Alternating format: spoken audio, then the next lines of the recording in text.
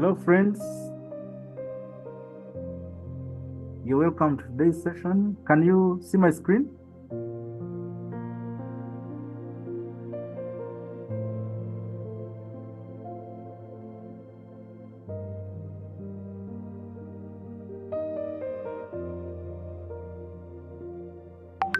Hello. Yes, we can. Okay. Good evening.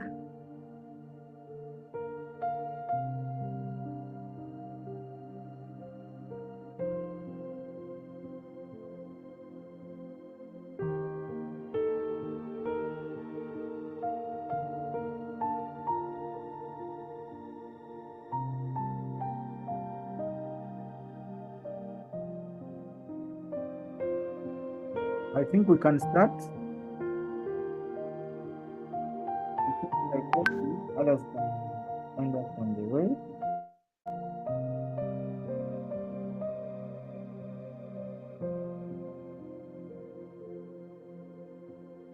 Is that okay?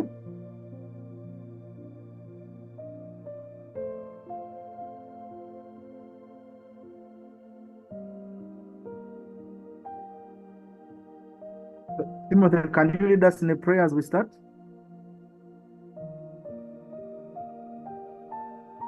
Okay. Hello, can you hear me? Yes, I can. All right, let's pray. Father in heaven, we want to thank you so much for this day. We want to thank you so much so far, how far you've brought us, and especially into the new year when we set our sights onto mastering some of the life's principles.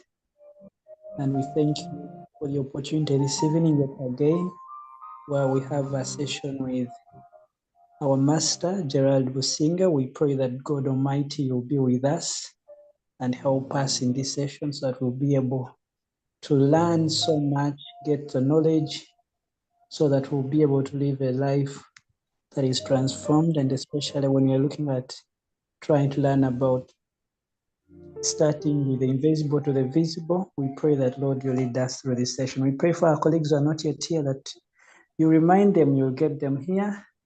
And overall, it will be a wonderful time of class and learning. We give you glory, praise, and honor. Thank you for your grace and love towards our life. In Jesus' name we have lived and prayed. Amen. Thank you very much, Timothy. Let God be with us as we go through this session so that we can learn, relearn, and unlearn, as we say. So it's a pleasure to be with you this evening to lead you in this session. As usual, at the end, we shall have questions and discussion. But allow me share what the Almighty has inspired me to share with you today on the power of the invisible over the visible. Now, I don't want to go into the English of this, trying to define what is visible, what is not. But still, it's a little helpful that we reflect on what it is that we are talking about. Remember, we said this year we are doing these sessions on our oneness with God, seeking oneness with God, that we are all seekers of the truth, and we seek the truth to our oneness with God, that we are God's children, we are God beings, and we have the power of God within our very selves. And we have to find that power and use it so that we can give glory to God. Glory means reflection, mirroring. So we give glory to God when we do things that make God proud, make God's name to be praised. And to be able to achieve that, we must have knowledge. As the masters have been telling us, you must have the right knowledge. And if you know what knowledge is, it's possible to have wrong knowledge. Knowledge can be both right and wrong, but the knowledge that will lead you to your oneness, to your power. Usually say knowledge, we look at knowledge in two ways. There is conceptual knowledge and perceptual knowledge. Conceptual is at the very heart of what we are talking about today. which is the power of the invisible, to know how do we attract, how do we take advantage of the invisible in order to affect the visible. Because the visible things are the perceptual, the ones we see, or the ones we can make sense of. But conceptual is at birth, at the beginning. And we want to see, again, like I've said before, that me, I am, of course, I'm dealing with people who've met here before, but I'm here manifesting as Gerald Businge, and I go to the Catholic Church, but by prayer, talking to God is talking to God. You can talk to God in any language, there's nothing that is not God. It's just knowing the right knowledge and being able to do what it is that you're supposed to do in different circumstances. So first we are talking about God and power here, and I thought it would be good to start, so they say that habits die hard. Being from the academia, I'm more inclined to do presentations so that there is something written that people can read, can refer back to, so that I'm also guided as I talk to you. It's not a harsh kind of thing. Although I found that my notes I had made, some of them I did not finalize, but we are going to go through. Certainly, God is in control. So I had said before, if you remember, that one of the things that can help you really align well with this message is the proper knowledge that prayer, we pray to God all the time and we want God to change some things. But I said, and I dare say again, that prayer does not work because you pray, but because of the knowledge behind the prayer that you pray. And if human beings knew this, the journey towards achieving our goals would be much simpler, would be much more realistic. And that's why we started with sharing the laws of nature, the laws of the universe, and the laws of life, to understand that there are laws that are there that we have to work with. So the same thing with this session today. I was surprised that many people want to know about the invisible power, the power of the invisible over the visible. Because to the carnal mind, every time you talk about invisible, people think in terms of, things that are not good. So I'm very happy that many people hitting the right frequency, knowing that knowledge is knowledge. How you utilize it is what matters, and is nothing bad if you have good intentions. So we are here to discuss today the power of the visible over the invisible. So in a sense, you can see clearly I have already made like a conclusion that the invisible has more power over the visible. And because this is not a debate, it is everywhere in the spiritual books that you look at in all the religions, and mine is to remind you. And by the way, in all these sessions, for me, my job really is to remind you of things you already know. You will be shocked as we go on how much knowledge you have known since you were born, how much knowledge is available in your own culture, how much knowledge is already available within you. And when you sit to think how it's easy for you also to get that very knowledge, and you make sense of it in your own way. So here there are two things we have to first work with to God, because many times we talk about God, there is also a misconception that God is a name. God is a title. Is a title we give to the Supreme Being. And for us who subscribe to the monolithic religions, belief systems, those who believe in one God, we say this is the universal God that created heaven and earth and is the principal object of our faith. So God is a title. Whether you call God Ruhanga, whether you call him Katonda, whether you call him Jireh, whatever you call God, we are referring about the Supreme Being. It's very good to liberate yourself from that misconception, so that you don't get annoyed when some people these days say they don't even want to mention the word God, because some people believe that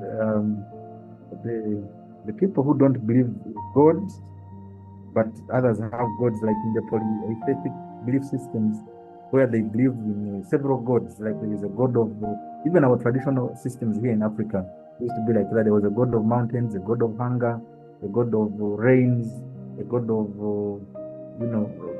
fertility, a god of this and that. And many people, including in Hinduism, they don't have like one god belief. But in the end, they are looking at them as extra beings, special beings, spirits, believed to have created or be controlling a given arena, a given sphere, a given realm. So either way, when we talk about God, we are talking about that supreme being, or being senior or spiritual or superior to us as humans. Now, as we discussed last time, the best way to understand God, and sometimes some people get, this is why I said that misconception about God as a name. When we say God is energy, because a being, for you to be, first you have to be aware, you have to be conscious and aware. Now, for you to be and execute, you must have some energy. That's why we said God is better understood as the supreme energy, the supreme power that there is, that made everything and ensures that things continue to manifest and manifest. And for us who are his subjects, we continue to tap from that source power, which we call God the Father. Father means source. So we tap from that power and we are able to execute what it is that we want to do in the world. So if it's clear what we are referring to as God, even for those who don't believe in the word God, whatever you call the supreme being, is that what we are referring to? Supreme creator, source energy, whatever it is, that's what we are talking about. Now, in terms talking about the power of God in the invisible over the visible. Power, if I had time, we would discuss, but it's better we discuss after. So when we talk about power, we're looking at the ability or capacity to do something or act in a particular way. I'm sure we started with knowledge. Here, having the right knowledge, I'm sure you have heard so many sayings that knowledge is power. Even last time, as I told you, in why we needed to know the laws of the universe and the laws of life, because God, for those of us who believe in the Bible, Quran, the Buddhists who believe in this one God, said in I think that is Hosea 4:4, that my people perish because they lack knowledge. And the question is, which is that knowledge that they lack? Which is that knowledge that they lack? And I hope that as we have this session, it becomes very clear to you, even at your own level, at a practical being, that you are really a being of knowledge and you're able to master some things in life and flow with the universe and achieve and live a fulfilling life. Because in the end, we are here in pilgrimage to show God's power, and we have to live at some time. And the time we are here is so little compared to the eternity of which the Spirit is and what you have been. So when we're talking about power, we're looking at that ability, the ability, the capacity to do something, act in a particular way. Now, in our lives, there are people who have power. The capacity to direct or influence the behavior of others or the course of events. When you have power, you are able to do things and they be. And you see, one of the things that actually has helped me a lot to learn in this new knowledge, in the new understanding, is to understand the meaning of these words. You see, when we say invisible, you know what? There are two words, in and visible. And you know what visible is. When you say invisible, what does it come to your mind? Now, in normal understanding, people tell us those are things that cannot be seen.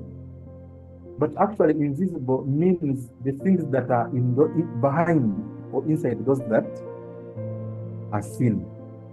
It is what is in the visible. Because the visible is not actually what you see. What is behind them is what is called invisible. So invisible is not actually what cannot be seen. It is knowing the things that are behind those things that can be seen.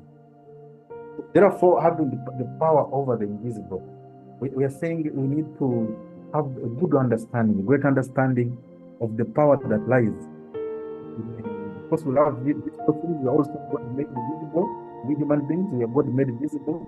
But we know that the invisible, which is God that is behind us, is more powerful than we are. And of course, that's the beginning. That's the beginning. That everything is in the world is God made visible. God has made it so that we can see His power. But the power behind it, what is not in the visible, is what we want to understand it today, and meditate on it, so that we become better beings that are aware and knowledgeable, and that are able to influence our life in a positive way, but also act in power that we have, power that we get from God the Creator Himself. So what we're saying is the unseen forces that bring things to be need to be understood. You cannot look at a cup and you want to influence the cup if you don't know how the cup is made. It's good you can live your life like that without asking, without ever wondering, but it means you don't have power. You don't have the ability to influence. For you to have the ability to influence the things that are visible, you must know what is in those visible things. So it's what we are talking about. So I welcome you to journey with me in this session as we discuss. We see some evidence from especially our understandings of God understandings, including the Bible, which is a very, very good book I want to recommend, not just for belief. Me, I told you, I read all books of all faith, but I like the Bible because first, that's what I grew up with, but also it's a great book of knowledge.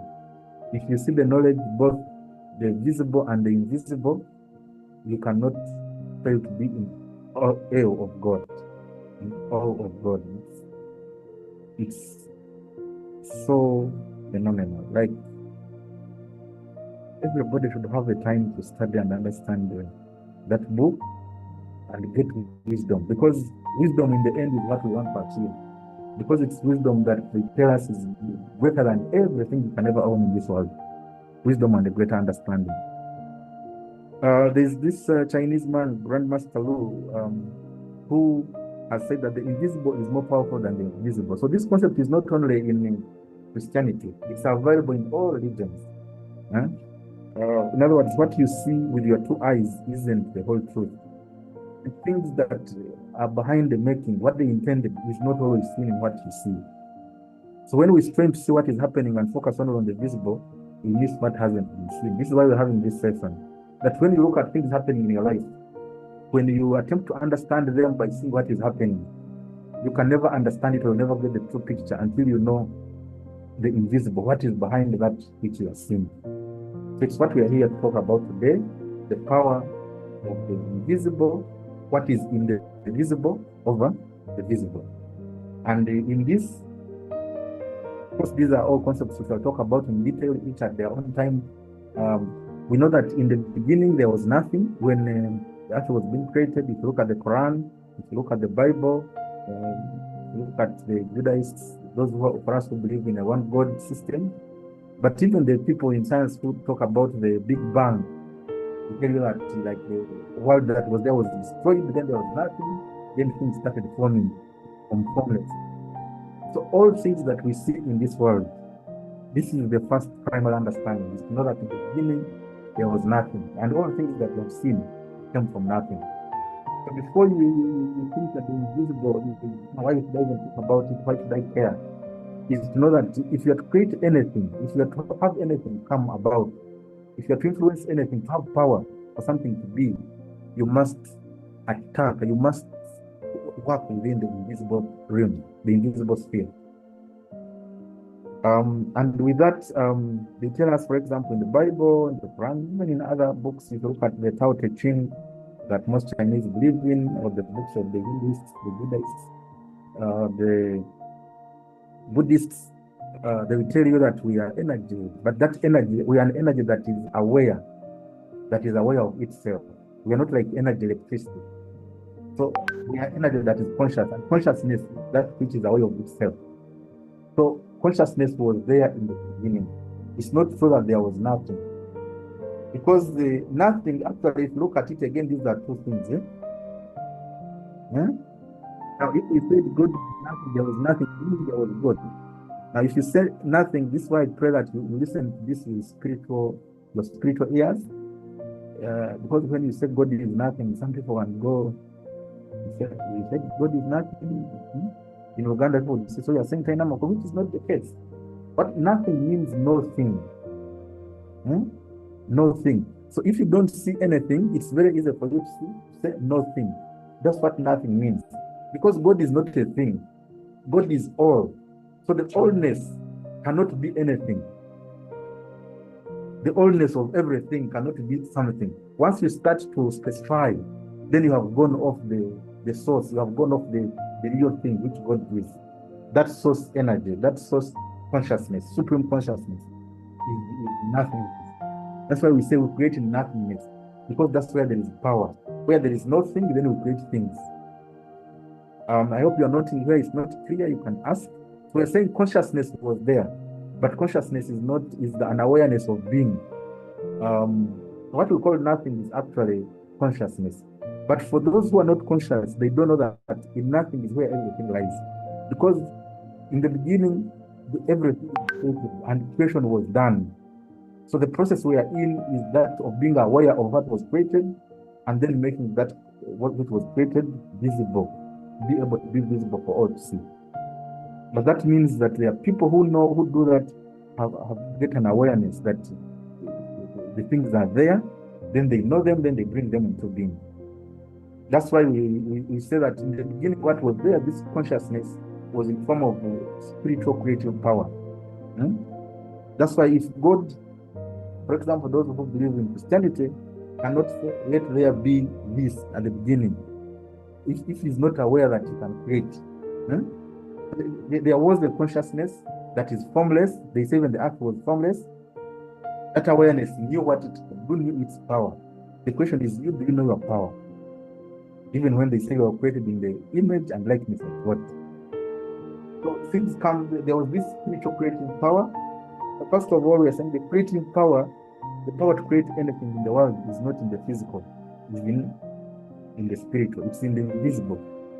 Power to create is not in the visible, it is in the invisible. Because I want to capture these things. The power to create is spiritual. Spiritual is not seen. So if you want to create anything, to bring about any situation, you cannot work in the physical. The physical is the demonstration side, not the creation side, not the beginning side, not the initiator side. Then in our normal human life, we see this, of course, through our thoughts, because they tell us, I remember when we did the laws of the universe, we said, all is mind. All is mind. Like consciousness has to be aware of itself, knows its power, then it has to think and decide what it wants to do, and then it starts doing.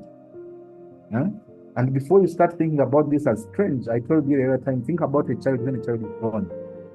Who tells the child that you should cry? That when you cry, people attend to you? Who tells the child to breastfeed?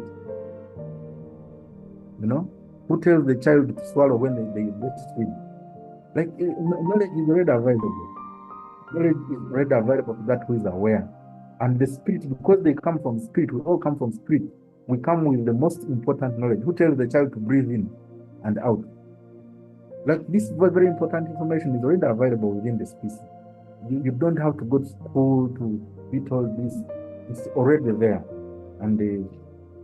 But to be able to create other new things, we have to meditate, we have to think, and tap into the power of God. Again, we shall go another session on thoughts and thinking and its power sometime.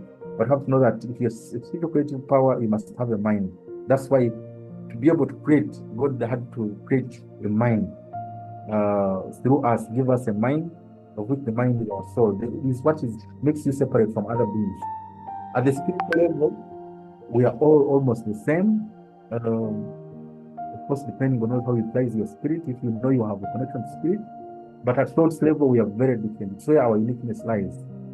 So in your thoughts and in your feelings is where you live. It's the mind, the brain and the heart. And we say that for you to be able to create, tap into the power, you have to make sure your feelings and thoughts are empowering you. So every time you want to know whether you are taking advantage or you are in a good state, ask yourself whether the thoughts and feelings you have are empowering you. They are showing you that you're a special creation of God, that you are capable, that you are good, that you are favored. Every time they are telling you otherwise, know you are in a lie. You are in a lie, and then you will continue in the lie of the visible. But yes, I've seen some Bible verses. What you see is nothing because it is changing. It will keep changing. Eh? The other day I was telling you the people who used to say have clothes. When you were 1 year you had clothes, where did all those clothes go? You said you had hair, you had nails, every physical thing, even this body, the way you see it is not the way it was at 1 year, 5 years. It's all are changing. All the physical things, all the buildings you see have changed. So those are changing. If you think that's what reality is, then you are still a spiritual baby, or you are not even yet in big class. The real power to create anything, to influence anything, is in the invisible. And that which is invisible is what retains its permanence, is what retains its power. And if you can master it, then you can start to order things, to wish things into being. As long as, of course, you're tuned to the power of God, which is our source. Our source is in God. And of course, we are saying that consciousness, to take this form, we're saying that as we live our life, we are working through our thoughts and feelings, but in the end, you see, the consciousness, that awareness, remains even after the end of the body experience. After you leave the body and you go, which is what people call death, but in real sense, there is no death because the body lives. When that consciousness lives, people have even, the scientists have measured when someone dies, the body before the person lives, and when they are still there, there is no difference in weight, in kilograms. It's the same. So what you are is actually emptiness. What you are is nothing, but that nothing is the real power. If you can understand it, that invisibleness is the real power. What we call the I am, we shall have another session on the I am, is the real power behind everything. It's even in our traditions, we say, and so is gone, has gone, has gone. They say this is the dead body of so and so. So you are not the body. Once you have this primary understanding, and you know that what real I am, what makes me come to be, what makes every physical thing to be, is that invisible, and they want to see how we tap into that field. And to better understand this, we usually say that yes, so there is power behind us. There is power behind us that brings us into being, and we also have that power of God because we are connected to God. But which is the stronger power? Is it the power over self or power over others? Love. I would have loved to hear your views. Which is the stronger power to have? Power over self or over others? Over self. Over self. Why? Because as we are learning, when you have power over about yourself, then you can bring into being so many things, possibly even others under your control or influence. Exactly. All the power of God, we are all divine beings. So the power over self is the greatest power you can have. But you see, in this world, we live in this lie that the powerful people are what? Your leaders, And I want to understand this concept of power. Probably let me bring it home. You see, they say, who is in power now? They will say it is the president himself in power, the NRM. Now, what are they in? When they say they are in power, we are saying the power of God, or the power of the invisible over the visible. So what is that they are in? Museveni is in power. Then there are also other words. Museveni captured power in 1986. What did he actually capture? Now, if we are still thinking, we think it's the power to influence, the capacity. Remember during COVID, people think they have a lot of power here. You go, you pray for 5 years, you buy a car. But remember during COVID, the man just goes on TV and says, we will not live with that car. So the man really has power. Huh? Real power. You will not move beyond 7. But you have your own legs, you have your own. Huh? Now you can allocate and say, let there be a school there. Huh? Let there be this in this area. Let this for a billion. Let there. That's what we are talking about, power.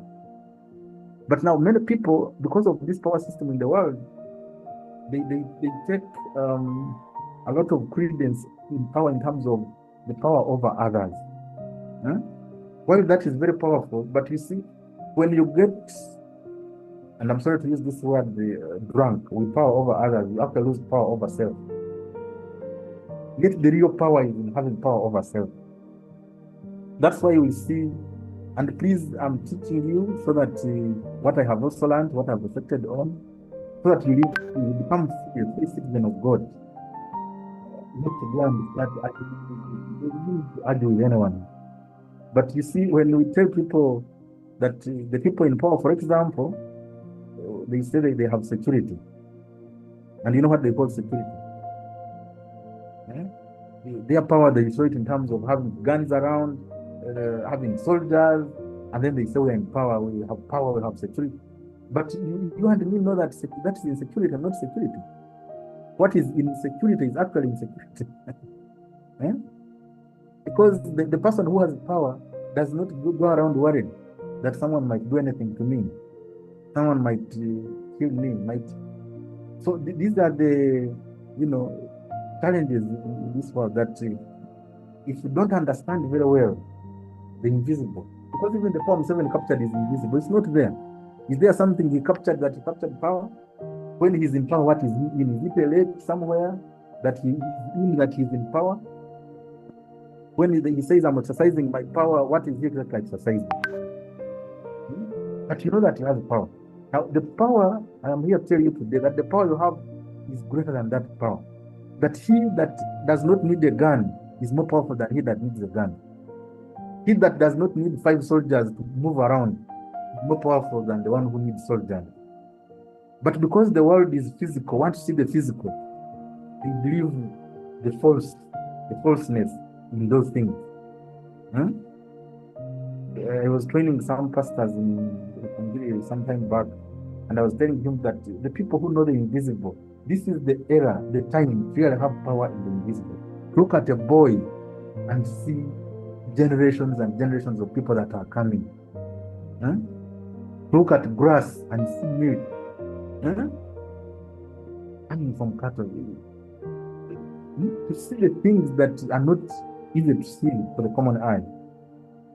And that's the real power we are saying we can start harness. And it comes from that simple understanding of who you are. Now, before we think that our leaders are powerful, of course they are. Your boss is powerful, your LC is powerful, they can say a number of things. But look at also the things you have power over. And compared to the power that Museveni, for example, our president, has over you, or the police, or the army, and the power you have over these things, and what is more important? Let's reflect for a second. Having power over, for example, being able to stop a road and you say cars will not pass here. You have power, but how about the power to have food? To be able to put food in your mouth. Which is the greater power? Which power would you rather have? God said they have no food but have this power. Which power would you rather have? If God said they don't have any water in your life, but have power to tell people to stand and stand, sit, they sit. Have no power to breathe, the power of breath. Because many people live this life feeling they are not powerful, which is one of the greatest lies. That the most important things are actually in your control. You have power over them. You determine when to breathe and when not to breathe. And breath is the real foundation of life. You determine when to take water. You get thirsty, your body informs you, you go and take water. Having that power is greater than controlling the whole Kampala, being a man. The sun or the moon, imagine the sun did not come. Now, some people here don't know they have any power on the sun and the moon. That's a topic for another day. Digestion, if you are able to take food and you cannot digest the food, for you to get out the nutrients that build your body, just imagine what your life would be like. but you have that power and it flows through you every day without even asking or spending any money. How about the power to bring? Do you know what would happen if you are not able to bring? You know, there are things we take for granted, many things, breath, breathing, digestion, the sun, the moon. You think it must come. If it didn't come, what would happen? Drinking, being conscious, being aware. Because there are people in this world, they're talking about power, and you may be feeling there are people who have not managed to sign on. Either they don't have time, some have time, no data, others data, there are other issues, but also there are people who are not conscious. They are lying or laying unconscious. Every time you are able to be conscious, you are able to know what is going on. You are in so much power. But only if you knew that consciousness alone is the biggest gift. Being able to be, that you are a being that understands, that knows what is going on, that is aware. That's why we're saying consciousness is the big gift, but being aware is extra gift. That's why some of us are extremely lucky. I can tell you, me, I count myself to be extremely lucky to have this kind of awareness, because now I can live a more free life. I no longer feel like anyone is throttling me, but this was just to make you understand power in relation to power that we know of, that we live with, the power of the presidents, power of the church. You know, these days we hear that one soul will not give the blessing, one soul will not. But where do people get these things? Blessings from God. Anyway, I don't want to miss Holy Communion. I don't want to enter into some of those things. But we're saying you are a being divine unto God, yourself as an individual. Nobody will go to heaven because of where they belong. You know, that's why our message is you don't need to change religion, you don't need to do anything. Religion is just a way, pathway you use to understand God. And anyway, so long as you are seeking Him and exhibiting Him, that's what God is asking in all the holy books. Know that I am God. Know that I am God, your Father, your Maker, and love me, love others, because in them also God resides. So this is, as we think about power, that's why we're saying you have to think, what is the kind of power you're talking about? Where does this power come from? The seven captured power, where did that power come from? The one that is captured, the one that is in, where do you think it came from? It is you, it is your own power. You are the ones that seed the power to Him. That people who join together in a group, they seed power to others. Seed power to the father, some to the mother, some to. So you seed some power to the government, and then this joint power of everybody is the one they are coming to take, because it's power that drives things. So you have power over who? You also have to remember this. Who do you have power over? Yes, we have power. Your power is from who? Your power needs to be drawn from the wonderful God. And we're saying that to capture and these are good words to think about, because in the final implementation, you're going to, am I capturing my power? Am I in that power? Am I operating in that power or out of it? So you're either in power or out of it. So are you in your God-given power, or do you even know it? Do you know that you have power from God, or you live like a pauper or someone who has no single power from God? A single mosquito comes and you are crying everywhere, malaria. Every illness that comes, every situation, you're just complaining like this. So, but you go and church and say power of God, power of God, power of God. But what would God do in that situation, or someone with God's power? And we are saying that this power, once you understand it, you're able to manifest. You're able to manifest it to make things seen, to make things visible. So you have to know your power in order to do these things well. And unfortunately now for us, as we discuss this, is that human beings, many of us are, we are creatures of what? Creatures of certainty. We have been programmed, or we have grown up knowing that life has to flow in this given way. You know, if you go to school, you get a job, then you start working in a job, then they pay you, then you work hard, they increase, then you increase, you work hard, then until you get enough money, then retire, then go home. But many people are finding this is not true. And of course, the challenge is they find out late that you will go to school and you don't get a job, or you go to school and you don't finish. So we have to understand that God's power does not leave. Power actually does not leave. Once you have God's power, it's not that it has gone away. It's always there. Last year I did a session and I was telling you that when you're growing up, like when you need energy, that's what we're saying about. We say put in energy, put in power. Come on, man. Come on, Gombuto. Because that your power has been accumulating. That I used my energy even from the young age, and I brought it to this task so that it can be done well. So it's the power we're talking about. Even we call it just the power. And that power can come and do so many things. So once you know the power you have, it is the power of God. That power can be turned into anything. Just like you said, electricity. It can iron, it can give you light, it can heat for you water, it can cook tea, it can blow, it can cut your hair. It can be turned into power. That's how power is.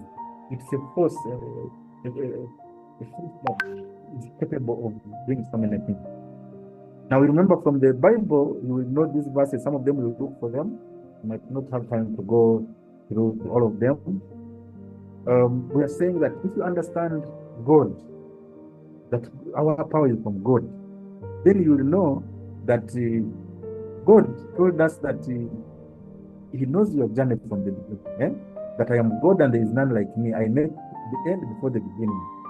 If you understand the power of the invisible, you have to know that your life is predestined. I think that's the word they use in the Bible.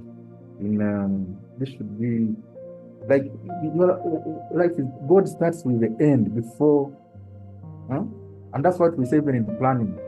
When you are to succeed in this life, to live like a master, when you are starting any program, you see how it will end, and that end now guides you how you reach there. We shall have, I think, another session on destination, destiny, and destination. Because you know that many of us, like if you are using Google Maps, you first put in the destination, and the destination is what guides your journey. It's not the other way around, that you start moving, then you find your destiny. No, you have to know where you are meant to be. And if we know our destiny, each destiny, in summary, is to be here and give glory to God. Do things that show God's power in this world. Then we should be able to live like that. I'll put for you verse here, Psalm 148. Where God says He saw you in your mother's womb before you were born. Ephesians, God says He chose you before time. And like I said, we are predestined. And I had to put here, you see, that's why they tell us, like in the Catholic Church, against abortion. Because even before you be, because the power of the invisible, you are who you are before you are sin. And that's where you're meant to be, even after you have ended the physical realm. Because not seeing someone does not mean they are not there. That's why Africans believe a lot in ancestors. Even now, we still do. You say, my mother said this, my mother lived, my mother this, my father this. If they are late, they are no longer there. We know they are there, but they are no longer in this world. So this knowledge should liberate you from the restrictions of thinking what is not there is not there. And we are going to see again how. So this, we had already talked about this power of the invisible, and the need for us to know that we are talking about what is behind the visible, what is in the visible. So this is about, when we talk about the invisible, in the visible, we are saying to embrace the unseen. And this is based on this simple understanding that the visible world, what we see is the reflection of the invisible forces at play. What you see is the reflection. What is a reflection of what people engaged with in the invisible, and then you can see it. Probably to bring this a little home is to look at even a human being. When we tell people that all of us are thoughts, if your mother and father did not think of meeting and did not think of having a baby or having that action that leads to babies, you would not be. So within every baby you see, there are other babies, other adult men, other grandparents of others. Now, the carnal mind, the evil mind does not see that she's just a baby. Huh? But you see, God promised Abraham, remember? Huh? That a whole generation, the whole plan, a whole new world is going to result from you. Huh? That's why when God created Adam, he said the whole world there. You must get into that level of sin, that within the invisible, what is not sin? So long as I'm tied to the God power, I can actually create a lot. I can actually make things be, as long as I count my mind and I put my good mind to it, and I'm using the laws as we saw them, I can actually make things be if I can learn to operate in that space. And I give an example here. Just as an artist envisions a masterpiece before painting it on the canvas, you too have the power to shape your reality from the invisible realms of thought, intention, and energy. We're saying there is energy. We all use energy. But for that energy to act, thoughts are the tool we use to move energy. And if you think thoughts that empower you, that will bring that thing, you have no choice but to happen. But beyond that, you must have will. Will and intention are extremely important. And I think, again, we shall have sessions on each of these so that we see how they are played out in the world. But for you to understand that whatever is done here, whatever you see, a computer, a phone, all resulted from someone thinking, imagining, envisioning. It was not there. Someone had to think it. Right? If nobody had thought of it, it will not be there. A house, if you don't think of the house, it cannot be there. If you don't see the house before it exists, everything that you see, someone had to think of it, create it in their mind before it could be made real. It is the process of creation. But for many of us, we are living like slaves, waiting for things to show themselves by themselves. Yet we are not attempting to affect the unseen realm, the unseen world, and attempt to influence it. Even when we know that we are one with God, that the way God said, let there be, we can also say, let there be, and things be. And these sessions are aimed at really taking you back to those basics. Like they say, going back to basics. And know we are one being with God. We can think thoughts that empower us, thoughts that are for people with power, and we say the things we want with certainty, they will be. So we're saying, learn to embrace the unseen with open arms, for it is the wellspring of your true power. All the power in this world, what has been made has been made by others. What you are to make to bring into being is within you. The simple message, even if I stopped here, I hope you have understood it. The real power to create is within, not without, not in the things you are seeing. What you are seeing has already been created. Therefore, other people who created them have power over them. So for us, we need to master what has not yet been found. So we're saying the real power is in that power of intention. Your thoughts are not mere fleeting ideas. They are seeds of creation. Thoughts are your main tool. So if you can focus your thoughts on something that you want to happen, and think about it lovingly with a good feeling about it, and be sure that it will happen. It will happen. As for how much time it will take, that is in the power of God. You know, there are laws. The law of gestation. Gestation has already been decided by God. When you plant a seed, we say the seed, each seed has its time it takes to grow. It takes to show up. There is a time for, something to, the idea must die. That's why these things are a little challenging for people. That many times when you are attempting to create things, they will appear like they are not. That's when, like if you are attempting to get a lot of money or to get a good job, you will apply and you fail to get jobs. Or if you are trying to get a promotion, there will be a lot of evidence that you will not get that promotion. Because it's the nature of creation. A seed must die before it can bring forth other seeds. When you bring a seed, and for you, you have to persist in the knowledge, in the faith, in the understanding that what you are saying is real. You have the power. All people build, you think, where they get houses, in case you want to build a house, you want to buy a car. All people bought cars, you think they get them somewhere. They just think they deserve a car, and they say, want a car until it comes. the ways, the how and when, that live with God, to the power. Your job is to express and express so unwaveringly.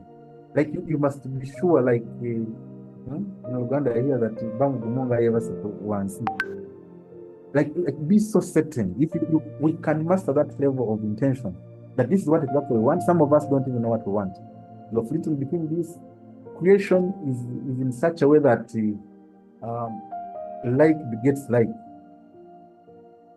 I hope that's also clear. Is what we call deep knowledge, deep information. If you are not like that, you want to create, you cannot create it. That's why dogs produce dogs, cows produce cows, human beings. Like begets like. So for you to produce anything, you must be in a state where you are like that thing. You must feel like you already have it. You must be that thing, because it's the law. It's the law. And when it is looking like it is, elusive on you, that's the real stage that it is after coming. So that's deep knowledge. That's deep knowledge that we here share with you, that you know these things. It's how it is. It is the law. It is the law. Things must hide before they can be seen. Hide before they can be seen. It's the cycle of life. Remember, the invisible hand of intention is the sculptor of the destiny. If you have no intentions in this world, some of you are saying, the job they will give me, this they will give me. So your intentions are in the hands of others, and then you want to create in others. I hope these days I hear that people saying, some of us are failing to create because we are not really creating. You want to create in other person's creation. Then that's not creation. If someone has started their business and you think you're going to go and create in it, it's also, of course, you can create something under them and it has to fulfill their intention, because it's not your intention in the first sense. So that is okay if that's what you want. But if you really want to be independent, be in the real God power, you want to start being beyond one thing that's there, being beyond other people's power by working in your own power as well. And I need you to ask yourself, where is it that I'm working in other people's power? And the power we talk about, like we said, is the supreme power of God that we are talking here. The power that cannot fail, the power that we pray about. The challenge with our people today in this world is people want to talk about the power, but not implement it. My God is powerful. You want to pray and lift up hands and shout in languages, but see a snake there and you see. Everybody is scampering. Cannot tell you, stop, you go away. Now, but it's because we are saying the people have knowledge, they will know how to act. That when you face any problem, you are telling it about how much power you have, the power of God in you, than tell God about your big problems or challenges you're facing. You have to learn who is bigger, and you have to know. You have to operate from a place of knowing. If you believe these days, when you hear most of the churches, you think Satan is the king of the world. They preach like Satan is the one ruling everything every day. Satan has done this, that. But where is God? God is the real power. Satan trembles before God. So why are you pronouncing too much Satanism? Who are you giving power? Remember what you give attention, what you talk about grows. What you keep talking about, thinking about. If you keep thinking about your problem, they will grow. That's why the problem comes, you must dismiss it completely and think of the opposite. Think of the solution. Because remember, it's energy you are giving it. So that energy, as you give it, so long as you give it good energy, it will have no choice but to grow, as long as you're giving it the right thing. I hope that is clear, and this is what we're talking about here, that this is about energy alchemy. This, you said energy cannot be killed, cannot be destroyed. Energy is there. That's why our grandparents used to say, get even that energy from your young age. So energy is either transferred, energy can be transferred from one person to another. That's why we're able to affect each other, one thing to another. You use your energy to carry something, to hit, to talk. Even now I'm using the energy. Or you can transmute energy. You can turn energy from one state to another.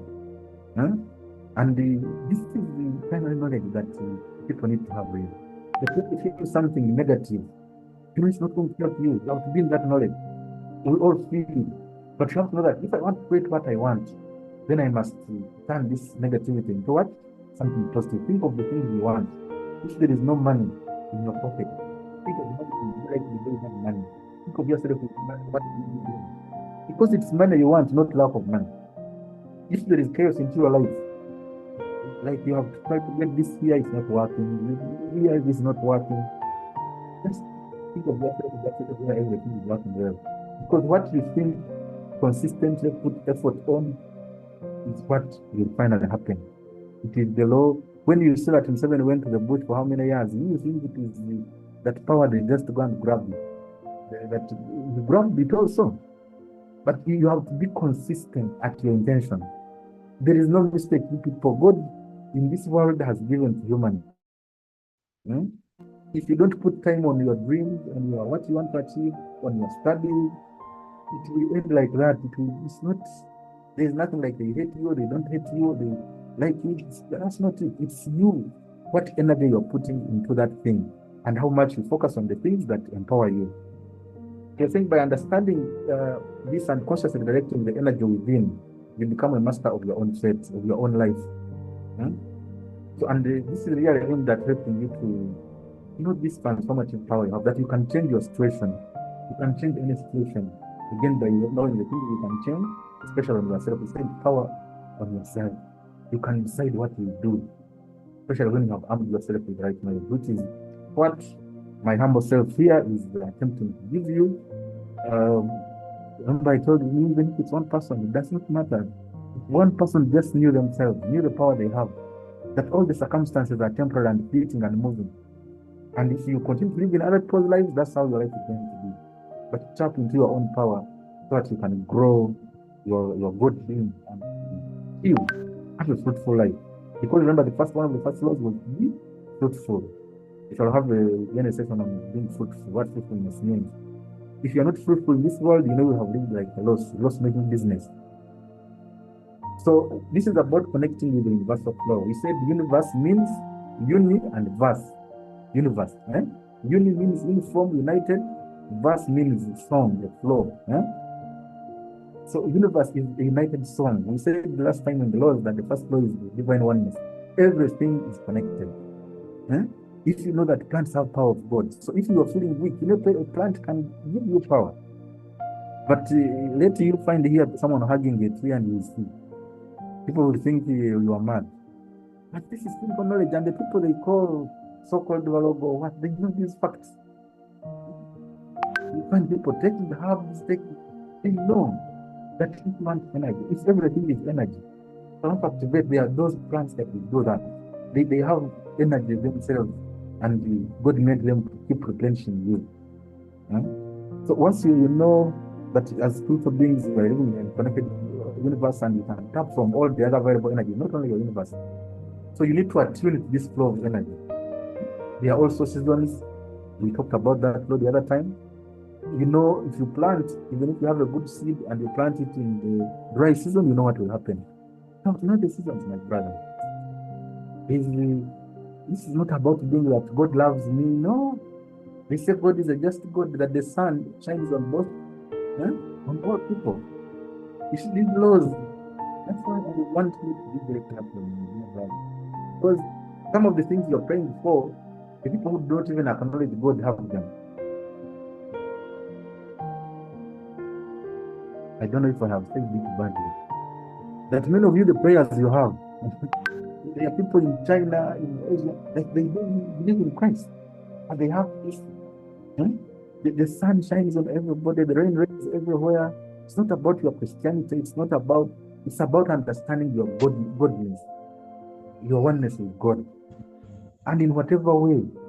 That's why we are saying, in as much as if you say me, I will pass this road to go to Kampala, this road to go to this place. Don't say other roads are not. That's against spiritual Buddhism.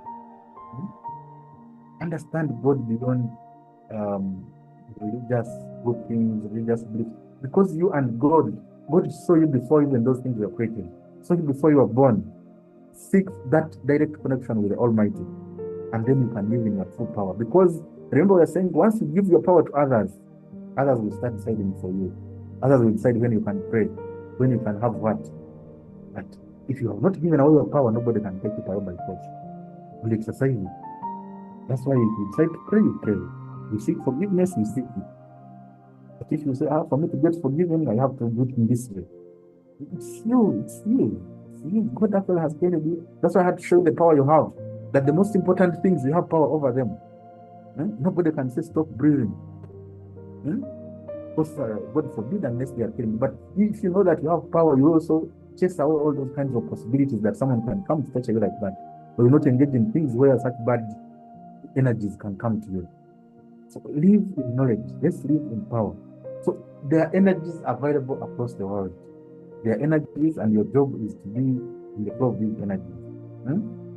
You know that water has power, salt has power, honey has power, oil has power, almost every plant has power, but some plants have more power. Now, this knowledge, I don't know why people don't have it, or why they don't pronounce it. And use these powers that are available to replenish yourself. It's one of the laws. You always have to replenish. Be fruitful. The second one, God said after creation, is to multiply. But when you multiply, you certainly lose energy because you're using energy to multiply. So after you have multiplied, you have to replenish yourself. Replenish. Bring more of the kind. Bring more energy into you. And then you can subdue. So if you have your energy and you don't take water to replenish yourself, you don't have any greens, any herbs, you certainly lose energy as you go into this, activity called life. It's giving out life, living life. So for us to be in power, in our own power, remember we are saying be in your power. Before you grant Museveni's power, or the one he took, the one he has, be in your own power. And when you're in our own power, you know that first I have my own power, but because I keep using it replenishes. I have got to tap more power from other things that have power. Which are those things that have power? You have to know them. And I will show you a number of them. That's why in the session I told you, learn the power of water, the power of soil, the power of darkness, the power of light. You have to know, you have to live in the knowledge. If you don't know, this world is going to pass and you'll be like, what? Of course, when you are up there, you see and you say, how did I miss this?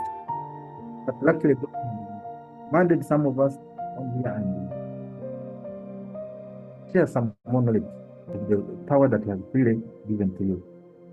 And look at these in these both threads that connect all of us. You know that the other time when we were doing the Lord, I gave you a verse on the morning, commanding the morning. They said Jesus is the what? Bright morning star. What do you tell the morning when it's morning? What do you tell the morning? If you don't tell it anything, other people have said you do what is happening. But if you don't command, what will happen? If you have not commanded the journey, then whatever is happening will happen.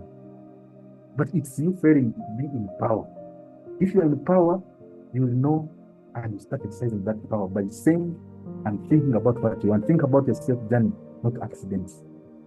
When I think the thought of accident comes, tell yourself quickly that you have power to stop an accident, that I will arrive safely and I will go in a safe journey. You have that power.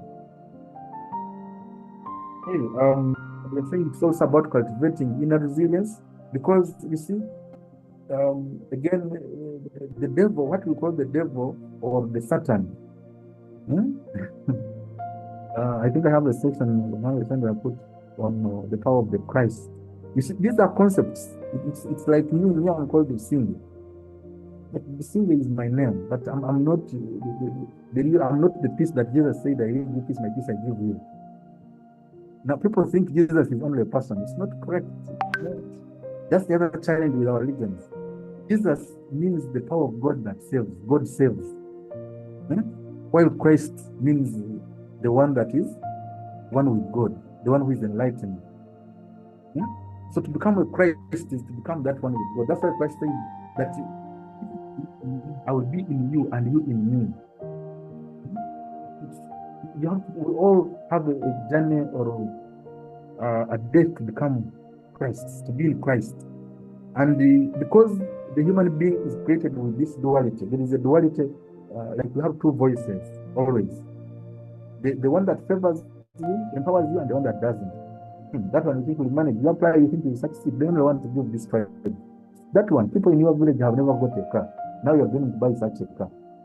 So that the one they said the adversary. I think that's how Jesus said the adversary, the enemy, what we call the Satan, is that spirit that tells you are not capable, you don't have power, you're not one with God. It is that spirit that we are saying it's also invisible. Huh? That's why we realize that Satan is actually very powerful because he also operates in the invisible power. That force that tells you are not capable, because it knows your fears, and if you give in, so you have to build an inner resilience because challenges are going to come your way. I told you it is a law. If that seed you plant in the soil does not die, it will never grow another seed. For you to succeed in this life, you must suffer. There is no shortcut. There is no success here. Ask women, I don't know if there's a woman here, women who give birth, there is nothing but the joy of getting the child is huge. But you cannot get the child if you do not go through the labor pains and all the birth. There is no other way. After the sin that our great grands, the Adam's failing, we have to get things through sweat. So you know that challenges will be there. And this living in power means you cultivate an inner resilience to all those challenges as they come, because you have knowledge, you have wisdom, and you know that if I want it, it will come to be, because that's what God promised, and God loves me, God is with me, and it's how it's going to be. If you don't give up from that belief, it certainly will. Now, unfortunately, for some people, it can even take 10 years, 20 the time, but I can tell you, God is not lying. God is not that power you have. I'm telling you, just think of the air you breathe. Where does it come from? If you want to live within your limitations, we are all nothing. We are all nothing. Only God decides we should be something.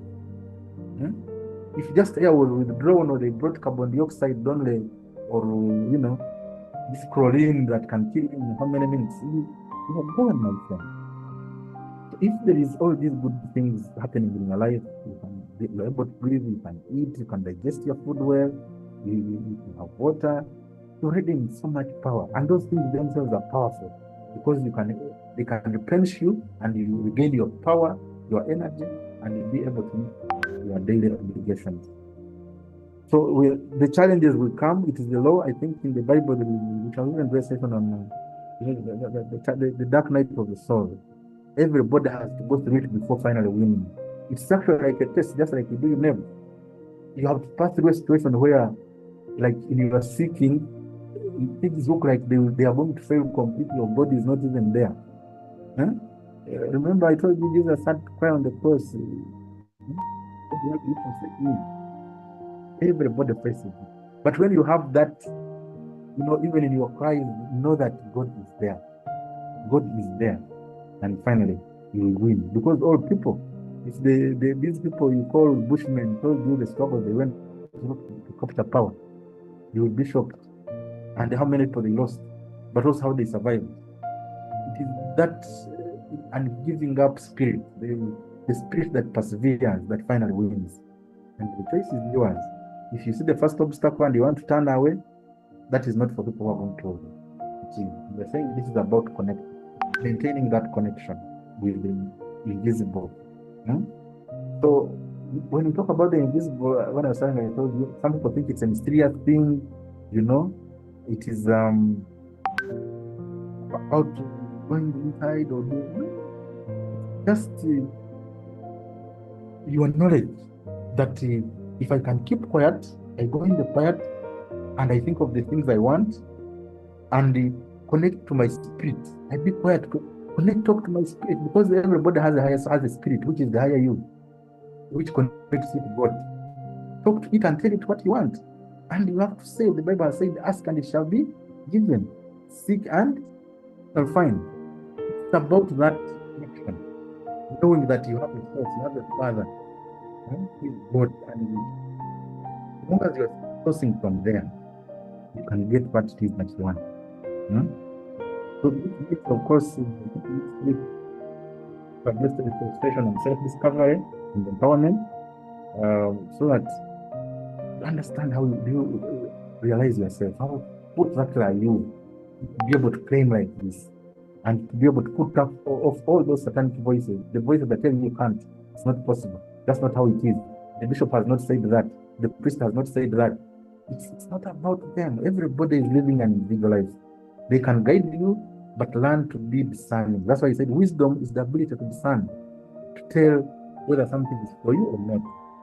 And then, you did not study and become a doctor. And yet heart of hearts, you desire to become a doctor. If you give in to it, it's you killing yourself, not them. Remember, we are all being used. All of us spirits, this energy can go into people, it's transmutable. The bad spirit can enter someone tells you something bad, and then it leaves that person. So the person is not bad, but the spirit operating in them at that time was not very, very favorable. And that's why before you talk to people, you have to first clear the kind of them love, which is the overpowering energy, so that whatever might be of discord can be removed. So I'm wishing you that you can have a good journey, which is filled with light, with love. We shall have sessions on all these as well. What does light mean? What does love mean? So that we realize the boundless potential. Because learning to control the invisible, which is the spirit world, is the biggest power you can have. You have to learn to close your eyes in every situation where you have a challenge, where you want something, and tell it what you want. But also ask God. Me, in the night, last night I almost didn't sleep because I had to decide when I woke up, what the number of things on me. Talk to you about these things. You have tried to very quickly write. God is always ready to communicate if you go to Him. It's us, ladies and gentlemen. It's us to make that connection. It's what we're saying. Us.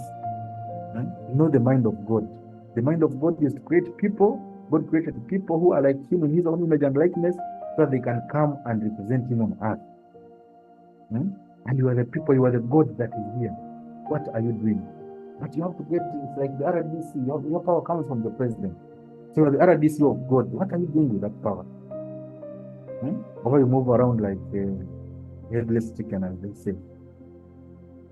So we are saying, know that the treasure of the child of God, access to the material. This is the secret, one of the biggest secrets of the universe. The real treasure of the child of God is access to the material, access to the invisible. We have that power. So the other time, sit down quietly. You find that you can return back to your time when you were 5 years. You can even remember the day you first went to school. You can see yourself walking. You can even trace your journey from yesterday, how you woke up and reached to where you went, everything you went through. Why? Because you are beyond the body. You are actually the part of you that is in your body, not limited. Like the body limits you to be able to be physical and seen. That's why we're saying the things that are seen are the less powerful, because for them they are limited. In the body, you cannot move back to your brain, but in spirit, you can even go to America in 2 seconds. If you've ever been there, you can go and see a room, a hotel you slept in 2 seconds, you're already there. Because in spirit, we are not limited. But how far do we really think about these things and act in the spirit?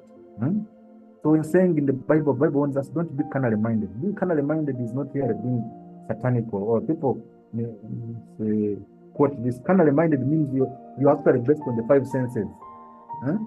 If you only believe in the 5 senses, then you have not even lived yet in this world. You are like something just there. But really, you have to be able to call things, to know things with certainty. That when I plant, I'm going to get a harvest. The Bible says the deep calleth unto the deep. So if you are not deep in your understanding, you cannot call deep things. If you cannot even tell disease to go from your body, then you can tell hunger not to appear to a nation. See? So deep calls unto the deep. You can go and read Romans 1:20. But also we know that when they tell us in the beginning, God created what? Heaven and earth were created on the same day. You think why?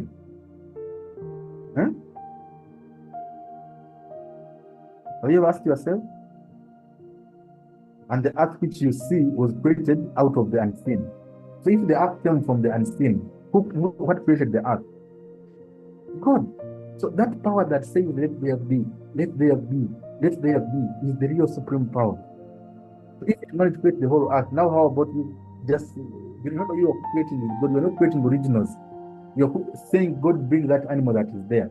Remember how God called the things into being? Like from water? Huh? You remember?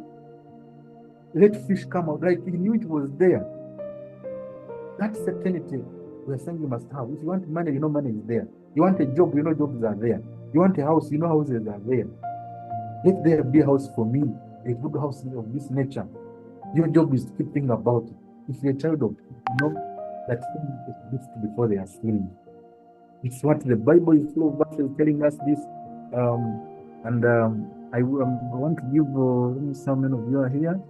I want you to look for this we shall read. One of you read for me Hebrews 11, 1 to 3.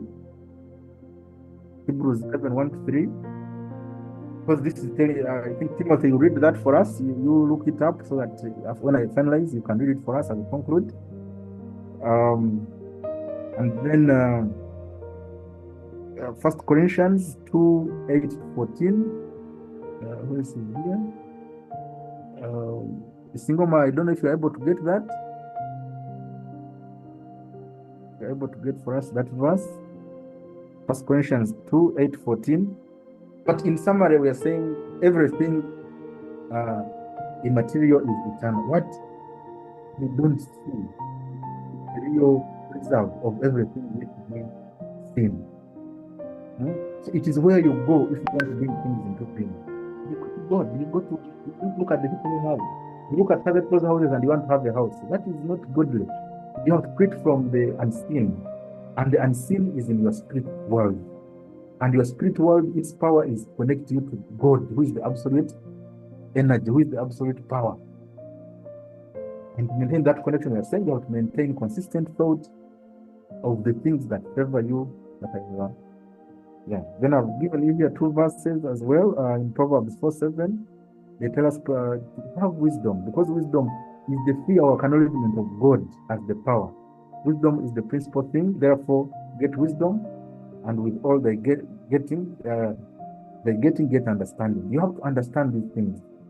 You know, when we go to church, we pray. The truth of the matter is we have all been there. We hardly understand these things very well.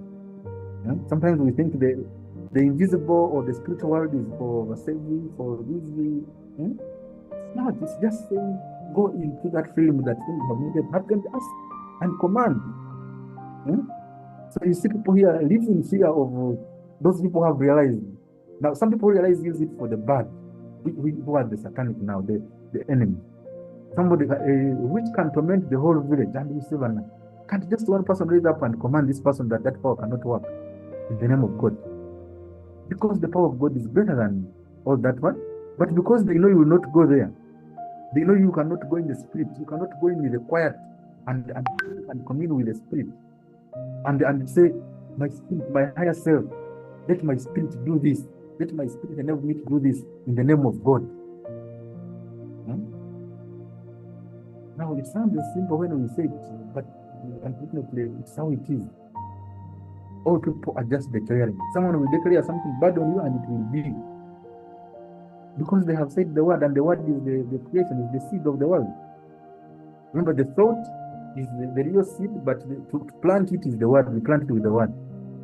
Now, if they plant it, it's not going to grow. Now, if you don't plant your own or unplant the other one, because the other one is not in your favor, is a weed. That's why you say, I told you must go through suffering. Every good plant has to resist weeds. Has to, whether you plant the garden, you make it clean. You plant your plant, weeds will also come up. It's how nature. For you to survive, you must prove that you're worthy of surviving by bringing out the power of God in you. It's the law. So we're saying everything immaterial is eternal. It just has not yet entered the realm of time. You have not just seen it. So you have to know your future. It's like now, you are 20, 50, you know, you are 49, the 50th year had just not yet come. It's not that it's not there, it's there. God has already made everything. But start going in that unseen and see by yourself and start to say things and do is what we need to master. Then there is 2 Corinthians 4:18. For you will look not at the things which are seen, but at the things which are not seen. For the things which are seen are temporal, but the things which are not seen are eternal. The same idea. But if you are prayed, walk in the unseen, and the unseen is your mind, and your mind is connected to the overall power, which is the power of God, and to remove every kind of doubt. Hope that makes sense. To conclude, so we are saying, not that sorry, this was already said. I remember I left some of the things there. So I want you to get into that spirit of God, so that you can speak the immaterial and it comes into being. You have to be in the spirit of God. Remember, all spirit is of God. Your own spirit is what connects you to the God spirit. So you have to get into that spirit. Just the way they said he got into power, he's in power. You also have to get into the spirit, which means you have trapped out all the earthly things. You have to be in that kind of thinking where you're not giving attention to earthly things. And then you commune with your spirit and tell it what it is that you want to do. So you have to speak and command in the language of origin. What we call the origin of the world.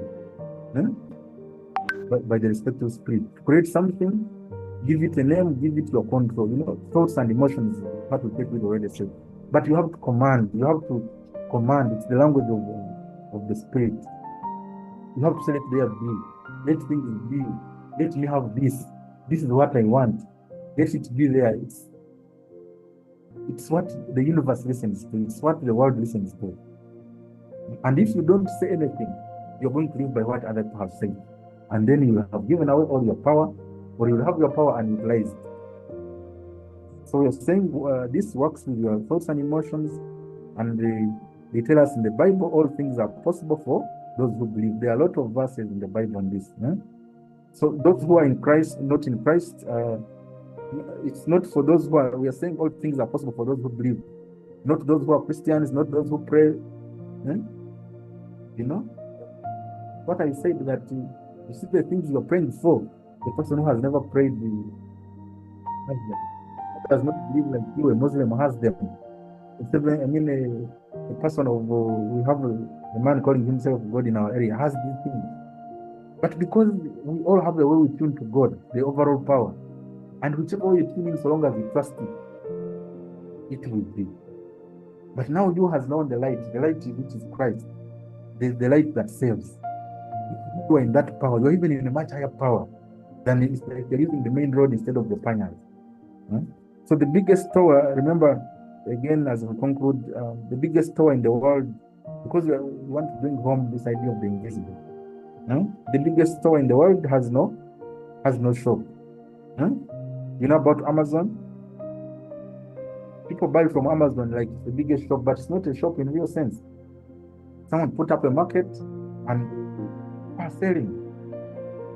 The biggest transport companies have no cars or motorcycles. Uber, Safe Border. They don't have borders of their own, but they're running a business. People can create something out of nothing. So the kingdom of God, we are saying the kingdom of God, understand the kingdom of God is not in words, but in demonstration. Why things are not, you are not demonstrating, you are not manifesting, is you are not talking things into existence. Because they are already there. They are already created by God, but you have to see them come out. Fish come out, animals come out of the soil. These come out of here. So God has already created all the good things, all the richnesses. You have to use your word to command them to come. Of course, based on the feelings, what you feel you want, what you desire. Your job is to demonstrate that they are there, and we do that through faith. Because God is always looking for those who worship Him in spirit. God is not worshipped by this singing you do in church, by this praying you do. No, that's right. I want you please to go and read Matthew 6, the whole chapter. But within it's very clear, the instruction is clear. When you pray to your God, let Him in spirit. Go inside your heart, and there you will find Him. So if you think going to shout, that you're praying to God, my friend. These things are there in the Bible. I don't know what Bible people read, but there, God is within, and it's in that invisible that we are able to commune with because God is also invisible. We're able to commune with God and say things that we want to do. Again, the other verses like Job 33, to understand the language of God, is speak things of being. Look at Job 33, 14 to 17, so that we can take charge of this physical universe. The physical universe is the result of the spiritual universe. And I don't know where the issue is, but people tell us heaven is above. It means it is superior, not that it is up there. People think heaven is up, not necessarily. The above there means it is above what is on earth. It is above what is on earth. It is superior. It has more power. Because that's where God resides. That God resides in the heavens. Where God is, there is more power. So wherever He is, remember He is omnipotent. He's available everywhere. It's what people, you go to church, you say God is everywhere, but you say He's only in church. That this is the house of God, but a God who is everywhere. So you need to liberate yourself. If you don't have something, you say, hey, if I don't have, some of us people with our rosaries, we know what they do for us. Like any item you can have, if you put power in it, it can help you to dispel that power, even when you're not like aware of the things that just come. You look at all those gurus, you see them wearing things like rosary. Don't think it is for fun. This is knowledge that has been available. That's why Africans had what people used to call humanistic. It is something like that. This knowledge has been available. You must protect yourself because there will be people aiming to hurt you for no reason. So let's know that the physical universe we see is a result of the spiritual universe, and let's attempt to be friendly with the spiritual universe. I also want to commend you to look at Jeremiah 33:3, where God says, "Call on me and I will answer." These promises are all there. If you are saying going in the invisible is going to God, call me and I will answer, and will tell you great and hidden things that you have not known. Ask me and I will tell you remarkable secrets you do not know about things to come. Call to me and I will answer you.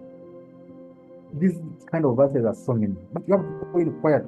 It's not in the shouting, in the praising, in the church. You cannot achieve it on that level. So for it, you have to pray from the field.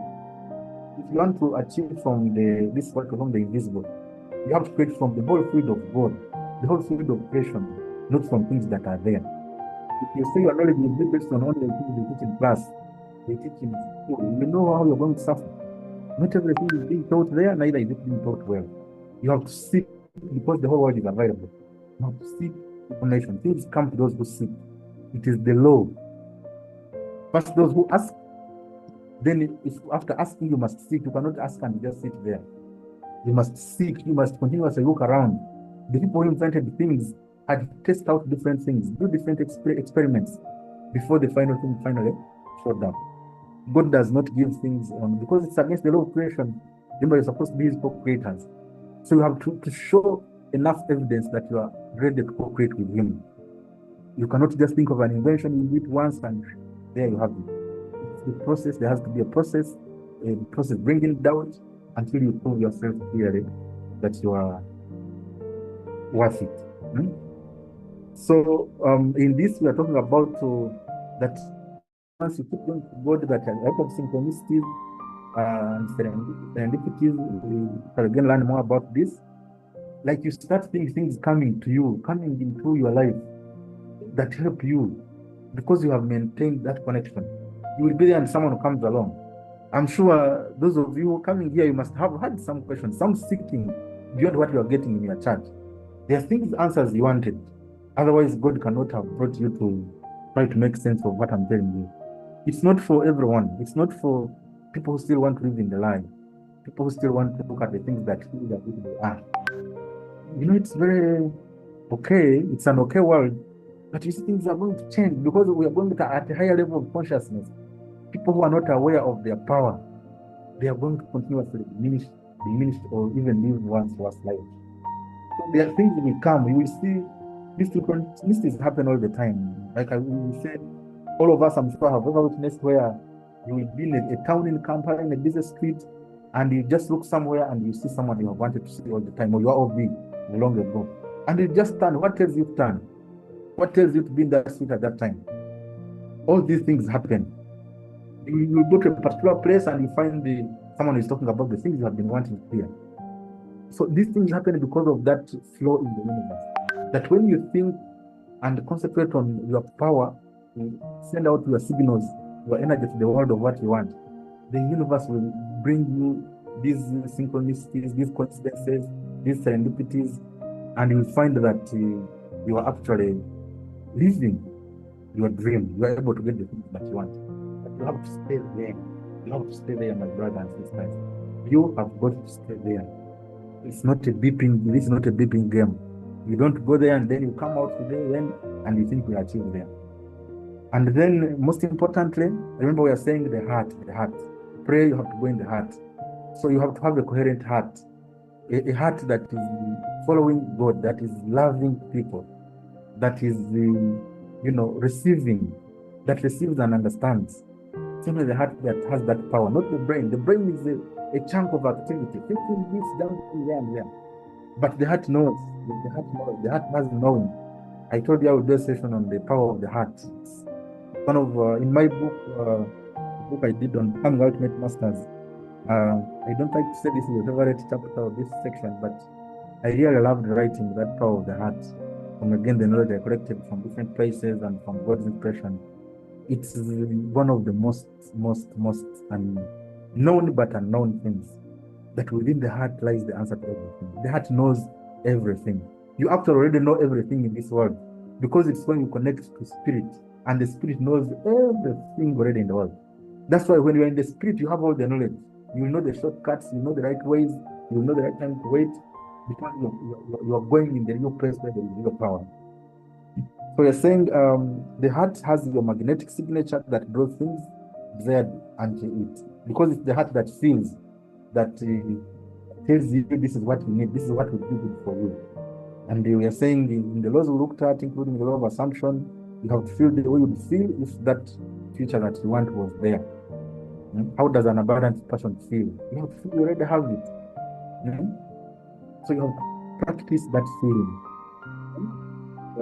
You can read John 20:28, Mark 11:24, which says clearly, they asked Jesus, how do we pray? He said, for you to get what you want, you must believe that you already have it. You must know that it's already there. You must feel like you already have it in order for you to have it. Because you must be that, like begets like. If you don't feel like someone who owns the car, someone who owns the car drives, you have to see yourself driving, holding the steering. Otherwise, you will not get, or you will get and it disappears because you were never at the same level of vibration we did. So this is what I prepared for you today. We need to walk by faith, not by sight. And what is faith? We are going to read in, I hope you have, is in Hebrews 11:1. You know what faith is? Because that's what we are supposed to walk by faith. The invisible is activated by faith. You have to have faith, not belief. Belief is not enough. Will not cut it. Belief is good, but you must have a knowing, an action. You take action based on that knowing. Faith is actually an action. Again, I will have another session on the power of faith. So that you get grounded in these things and you know them beyond the usual religious simplification that sometimes can be unempowering. So let's attempt really to understand that we have power within. That if we are to see, when you close your eyes, you see more than you see usually. That's why you have to keep closing your eyes. Otherwise, if you kept them open, you would not even have to see. They would get tired. Your seeing is the spiritual eye. Another secret, spiritual eyes are in the ears. That's probably a lesson for another day.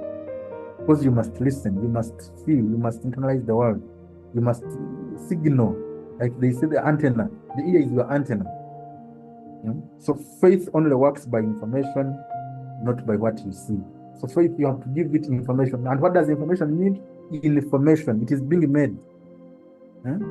People think information is something. No.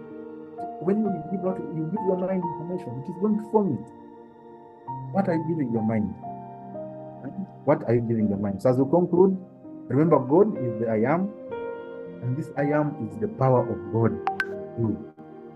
But you have to transmit this power. You have to transmit it. And we transmit through our thoughts, but the words activate the thoughts better. And the feeling is how we really attract it, the magnetic force. The thoughts are electro, while the feelings are electromagnetic. They attract. So both work together. That's the mind. Again, we shall have more lessons. The ideas. So these are not things really you understand suddenly, like in one go, but this is what it is. And let's live this true promise. Let's transmit great thoughts. They are saying you need to have vision, light. We shall have another session on light and vision. Because when you transmit, you must know where you're transmitting, whether that will lead you to the success that you want. And you need faith, unwavering faith. And we said faith is the evidence of things unseen and the substance of things hoped for. We're going to read that verse. I hope one of you read it. And we're saying to activate these things, you have to say a word. What are you saying every day? What are you telling the day? What are you telling the night as you go to sleep? It is that what you are telling that is creating your world or failing to create it. And that then you see manifesting makes you. So what we see is ideally what we are making our God power do in this world. So we are saying it is spirit, and the highest power is spirit, and the supreme spirit is God. But we also have a higher self, which is our spirit, which God gave us a mind, and that mind is the one that connects us to spirit. We're able to think and go in and out, go in and out. And then we have a body of bodies. The other time I told you there is an astral body, there is a spiritual body. Probably that's another detail for another time. But the body is your true manifestation. But remember its power for it to work on it well.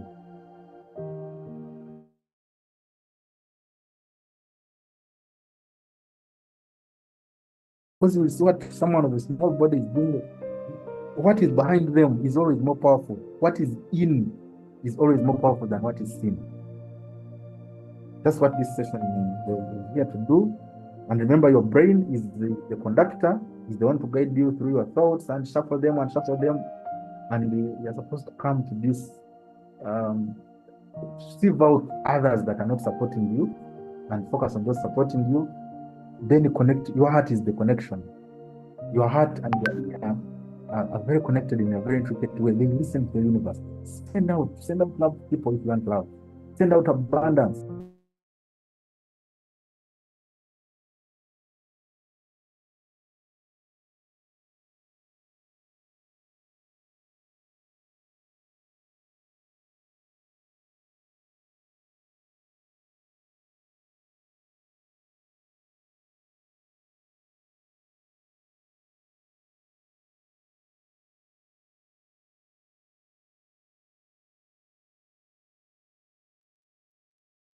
Oh, sorry, it seems I had gone off. Where had I stopped? You are telling us on that side that we should send out love, abundance. Okay. Yeah. Okay. So, yes, but what you want, your heart is universal connection. You have to be sending out the things you want. If you want richness, when you seek help for people, you want help. You want to heal. Look at people and heal the health in the world, and see sick people and wish them health. Don't feel sad for people who are sick, because see them healthy, and you will see how you have more health. And of course, we are saying it's about you tuning. There are going to be bad feelings, good feelings. The things that tells you are capable, those things you're not capable. You have to tune to those that empower you. Tune to the power that powers your desires. Because your desire, your will is your signal. It's the signal that tells you, it's like you're tuning a radio and you reach somewhere and you hear. So the desire is the evidence that what you wish is available. But you must have the will to achieve that desire. But to achieve, you must be in a dimension, a given state. This world is about states. What state are you in? What state, what dimension are you operating in? If you're operating in the dimension of they will do it for me, you will wait. They will wish it for me, you will wait. I will take what is there, you will wait. But if you're in the dimension of I am a co-creator with God, and God has already availed these things, you will start wishing your thing and see yourself as already got it, and then it will come to you. There is no choice, it will. So what dimension are you in? And we're saying to be in that you have to have a belief, but most especially faith. And then you will manifest or objectify that which it is that you want. Okay, that is it. Sorry, I have taken quite some time, but this is a very big concept. I hope it's been clear. So I request that you read the verses that I tasked you with, then we can have questions.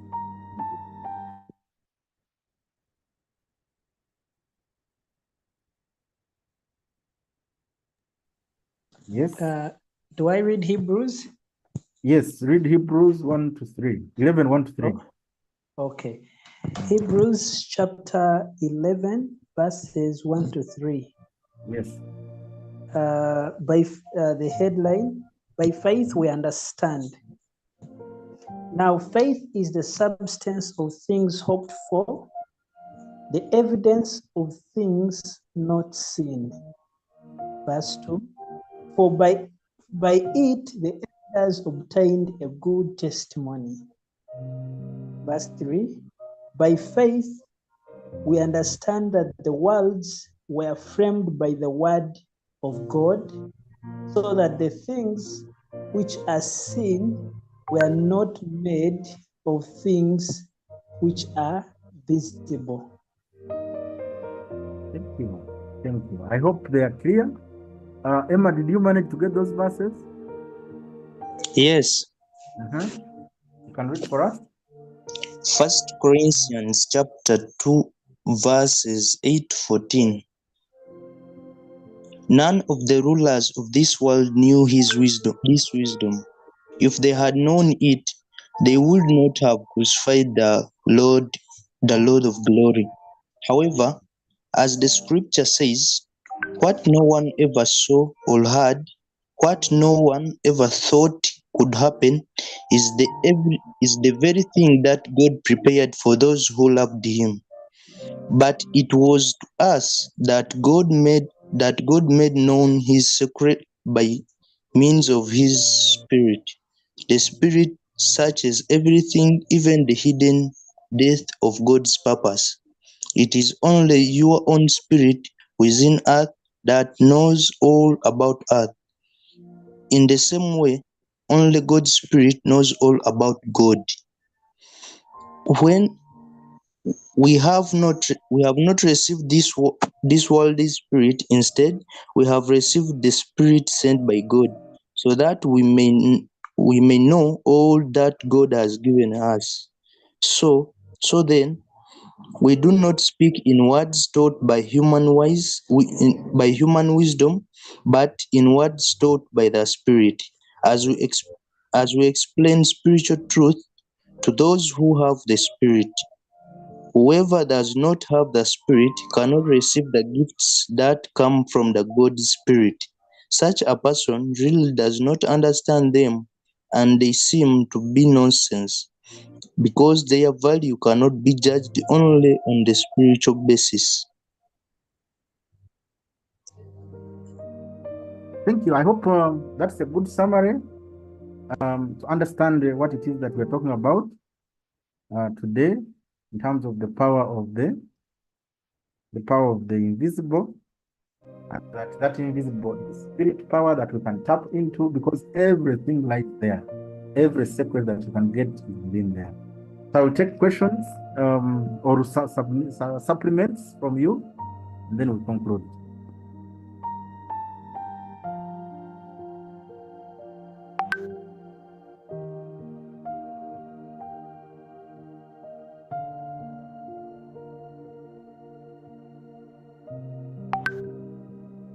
Yes, gentlemen.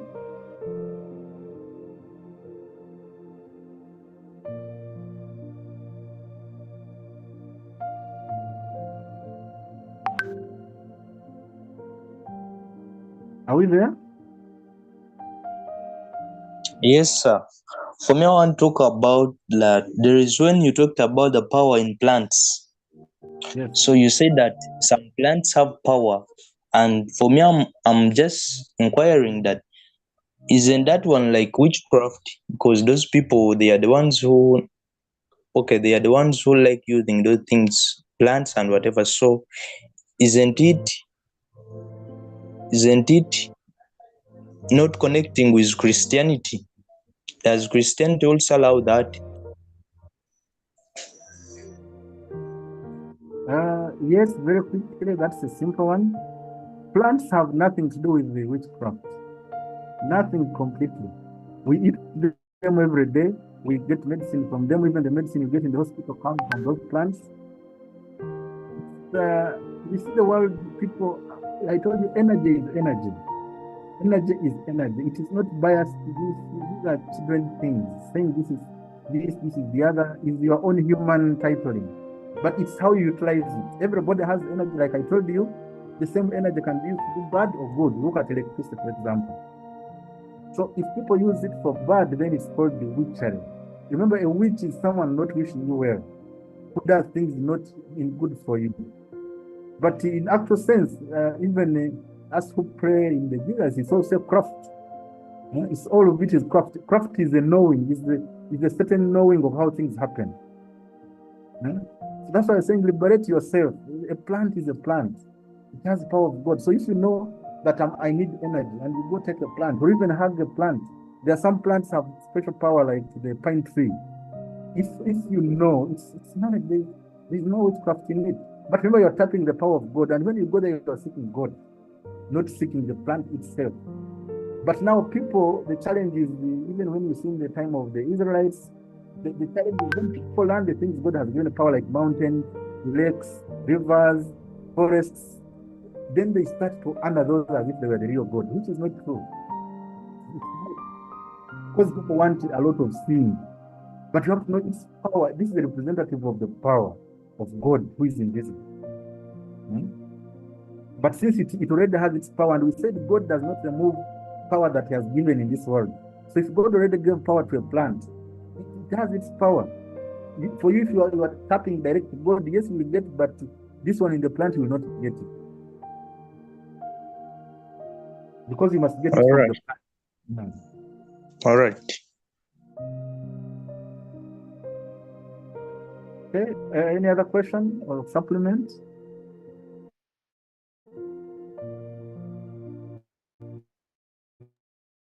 Hey, Gerald. Hello? Yes. Yes, thank you so much for the wonderful session. Yes, please. Thank you for the wonderful session. It's been such a blessing. I have 3 questions, but I will ask one, then you answer. I ask another. I hope that's okay. Yes, please. Okay.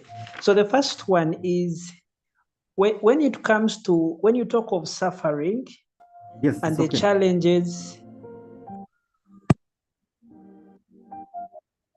Yes.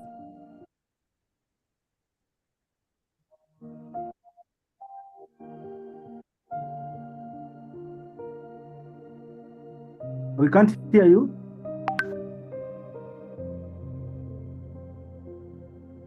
You're saying? Hello, team.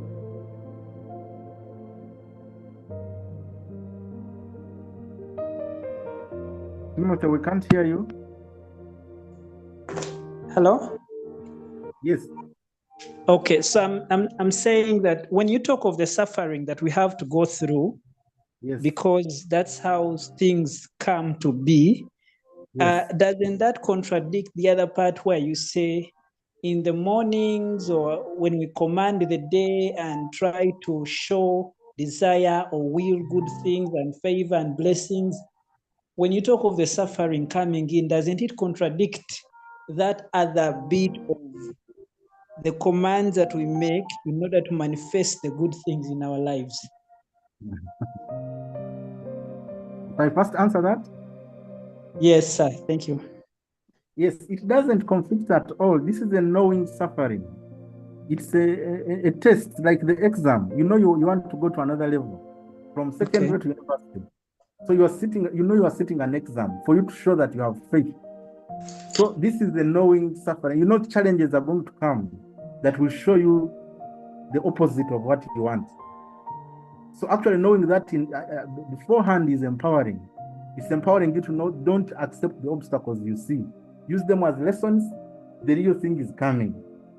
Otherwise, we are saying, if you look at a plant, if you looked at the plant 2 days after you have planted, you find it like rotten. It's dead. It is the process of creation. Something has got to be like it's dead, then it comes out. Even you cannot learn until you sit down and listen. It's the process of creation, how things get to be. There has to be a process of receiving, and then it can sprout. It can come out. So that which you are commanding, sometimes it will happen quickly, but until you master a given level of truth, because until you master a given level of faith, there will be those challenging circumstances that try to get you off, so that you can overcome them and now finally arrive at your oneness with God. Okay. Thank you. Second question. Yes. You also talked of, for example, of course, it's very real that people who do not know God, who do not pray or elsewhere, will have the things that we perhaps who know God and have the power but have not realized it or known it do not have. So I'm thinking, could it also be that maybe these people actually, because when you're talking to us, it's good you use God as a power, supreme being, the creator, being given so many names. One, could it be that actually these people know the God? Like, for example, the China, they know him in the Buddhism and Hinduism in that other form, or it could it also be a matter of fact that laws are just taking their course? It is both. It is both. Okay. One, Yes. that God is not only the language you use. Remember, God is a word, is a concept. Like I told you, I'm singing peace, but I'm not the whole peace in the world. So if I went around saying I'm the peace, they said have peace, have peace. Then so that's the kind of drunkenness that human beings get into. Again, I'm speaking generally, not really to injure anyone's beliefs. So God is God. God is not what you think God is. I don't know if I'm communicating. Yes, So you whichever way someone uses to express God, that supreme being, they are also respecting God. That's why I told you, any day you wake up and say that, of course, for us we say there is only one God, God, the Father, Son, Spirit. It's what you believe. It's your belief. It's your way you have decided to express. Like when you're an engineer or you're in journalism like me and you, and then you say there is no medicine. It's not true that the only career is this. But humans have this finality of saying it's only this. Only God has the final say. And God is not the thing you define. Once you define something, that's why we said God is nothing, is no thing. Once you define something, you deny it being God. Because even what you have left is part of God. Is that easy to understand? Yes, it is. That God is infinite. You cannot define him. Once you start defining him, then you have already lost it. That's no longer God. Because now who is the other things? Who made the other things? So all people are of God. And how they express themselves to him, it's to him and them. That's why we're saying in our universal understanding of power and energy is universal. It's not about religion. Religion is good, but it's not really, well, otherwise it would be one road. But even your Museveni keeps ridiculing your religions. Yet God has kept him for how many years? I told you the whole Bible is full of examples of people, kings, who were not following what other people's gods were. For example, in the Bible. But they were ruling. They were ruling. They are the ones with the power. But also that does not mean that they are right. Like I told you, God works in such a way that God is the supreme. He's the one saying, it's like you send, represent me, represent me. But because he's loving and has sent you as part of him, as part of his image, he wants you to succeed. So where you make a mistake, he thinks you will learn and change. He's always having that love like a parent. You know, you will change, you will change, you will get it. They will get it. So it's not true also that, like I told you, for me, now from the knowledge that I have now, I know that Christ lives in everybody. Nobody can breathe and know God without Christ. So for you, if you call, like the Buddhists call Christ Buddha, that oneness with God, because that's what the Christ means. Jesus was the Christ, the one who came and showed that you can be one with God. He said, I of myself can do nothing. It is the Father in me that doeth the works. So when you achieve that oneness, then you're Christ. So that knowledge, that conviction that me and the Father are one. I am in the Father and he's with me. You know, there's a time they asked him that they want him to show them the Father. He asked them, haven't you seen me? Because when you see him, you must see the Father.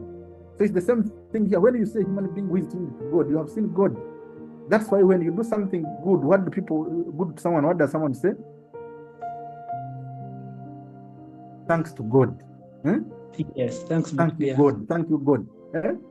And you think people don't know that you are God. But don't they say that all the time? Yes. They first thank God because they know what you have done in you. That is God in you doing it. If you do not have God, you cannot do that. So this knowledge has been available. Ruhanga wevale, Mama wevale. Something falls, the first thing, you go find other things have fruited very well.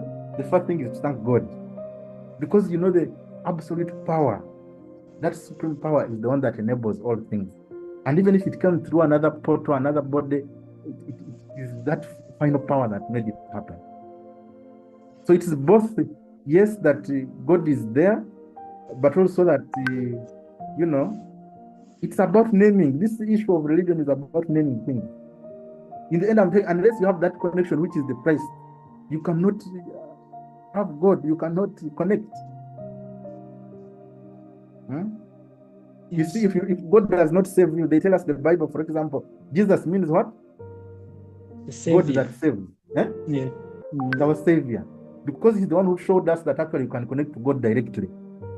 When we are blind, we thought, God, you have to go sacrifice in the mountain. Where? So he has stopped all that, all the laws that were there, which are difficult to follow. They tell us that the law killeth. But the Spirit of God, what? Saves. If we had followed the law, that's why we say we are all under grace. Nobody can fulfill the laws as they were written in the first part. We all fall short all the time. So Jesus put us under this new pedestal of saying, look, you can always express through me, through the saving power of God. Jesus is the saving power of God. So it's not here about the person himself. He's the one who exhibited it. He exhibited that saving power of God. And saved us from all having to fulfill the law. So once we acknowledge that grace, that, you know, someone came into this world, the power of God, through the power of God, come and walk the life like we walk it, and he was killed by people who were religious, the priests of the time, because he said he's one with God. So that we can also live knowing that we're one with God when he wins finally. That's what this is about. So other people, because people have to belong here, we're in a dimension, in the 3D world, the 3-dimensional world, cocoons, people want to live separate from God, from each other. We are one being. You can't breathe. The breath comes from God. So someone cannot be breathing and you say they don't have God. Because to be alive is the breath. That's why when it goes out, you are no longer what? Alive. You are no longer alive. So how do you say someone who is breathing that they don't have God? It's just the awareness, but God lets you make free choice, free will. But he's there. You not knowing does not mean what? For example, the fact that you don't know how your intestines look does not mean they're not there. There are many things, even your brain, it is there. You are knowing it and another matter. So whether you know God, God is there. Whether you know Christ, Christ is there, and is that knowing is the one that connects us to God, the oneness, the enlightened one. That's why he said, I'm the light. He came to make it clear to us what it is, that you do like this, you do like this. Okay. So those people are also expressing their love to God in another way. Okay. Not necessarily your way. And that's why to be liberated means getting off this high religious pedestal of saying this is the only way. Because everything in expression is God, including those. Remember, even Satan is God's expression. That's another hard paper. But you know that is even in the Bible. It was created by God. Hey, and there are many instances where even they talk. You remember in Job? Yes. That have you seen my man? That one you cannot. He said, that one likes you because of the things you give him. You don't give him things and you see. Make him suffer it and you see. Because God cannot finish his work of making you one with him. That adversary is part of the saving grace we are in. That's why we're saying you have passed through trials to prove. Like tests are for you to prove your capacity. Jesus himself, remember, after fasting for 40 days, what happened? Immediately he went to temptation by the Satan. Do you think we're able to do that? God himself, God has to put you through a test so that you pass the test of fire. But when you pass it, now other things start looking what? They start being easy. But you will have these tests. You will have them. And I hear people who think that that's why you're saying the Satan is in you, the Christ is in you. What you grow is what grows.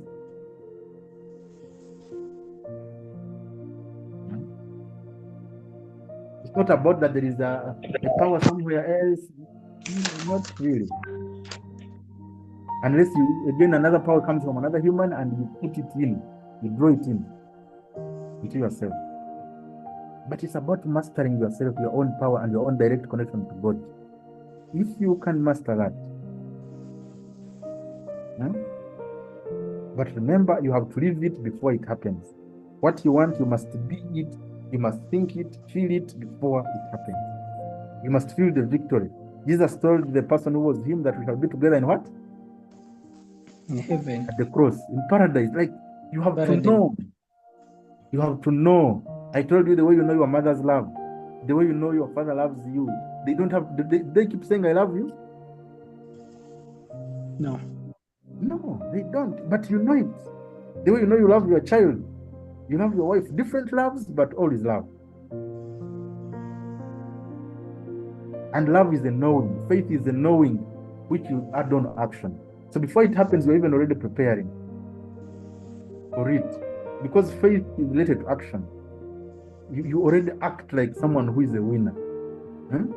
If you want a wedding, if you want you even buy a suit before you start doing those things that show you believe. You start reading books in that field you want to study because you know that's what you want to be. You have to do some things to show the powers of the universe. Remember, God has given you power. I usually give the analogy of a lake. God is like a lake. The lake is there. If you go with a drum, you pick a drum. You go with a cup, you pick a cup. You go with a tot, you pick a tot. You go with a jerrycan, you pick a jerrycan. If you go to the deep of the water, you pick out that water. But if you go in the calm water, you pick clean water and any amount that you want. God is a loving being. We would not be there if He did not want us to exist. Is this supreme being, and we are part of it. We are all spirit. Just that part of our soul agreement, when you come to earth, you must forget the power you have. And now God has sent some seed people like us, like you and me, to come and remind the world that we are actually one with God, which was the whole message of Jesus. But people have lost it again. That you're one with God, you can command things and they be, you can wish things and they happen. You can keep attuned to God. because you are one. Jesus said we are like the vine. He's the vine and we are the branches. Him, the Son of God, and God is the husbandman. So whoever is being fruitful is following God. Whether they read the Bible or not, does not matter. It's like me, for example, the fact that it's few of you have attended does not mean what I'm saying is not valid. Does it? No. So that's why you're focusing on the physical things. If someone is well off, then they must be representing God. Not necessarily. We are all representing God, but what is the goodness of God in especially service in others? So people get good things, yes, but having good things that don't mean you're one with God. Some of them are inheriting, some are getting from others, some from these, but God is giving you again to test you. And some of these people have lived before in this world, they understood a few things. So it's why we're saying, when you know these things in prayer, then you know the kind of prayer to pray. You know that you must be, even if you saw the wind, even if the rain is showing it's going to rain, if you don't want it to rain, you have to know it will not rain. Even if you have pain, the most excruciating pain, and you want to be healed, you must say you are okay. If you have no coin in your pocket, you must say you are rich. That is what faith is. Because the Bible says, let the poor say, I am rich. Let the weak say, I am strong. Let the poor say, it's how it is. It's not me, they are not my words. Okay. That's why I'm telling you that I'm coming to enlighten those who, just remind you, all things are known. Even your great-grandparents knew them. They knew them. That when you do good to others, you have done it to God. And when you go, don't they say, Yes. It's our normal life. It's the normal thing. You do good to someone, they thank God, then they thank you, then they will say God should bless you. The question is not very hard. Because also, as we're going to see in other sessions, if you keep wanting to take from the world as if it's a supermarket, God give me this, it will not work. The real work in the world is to serve others. Because you are serving more God. You are one part of God. But when you serve like 5, 10 other people,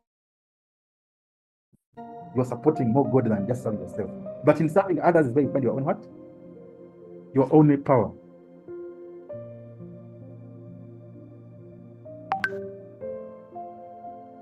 Okay, any other question? Yes, sir. You don't have to agree with anything I say, yes? I've understood further the concepts. And I can tell you by the time we finish the year, another level.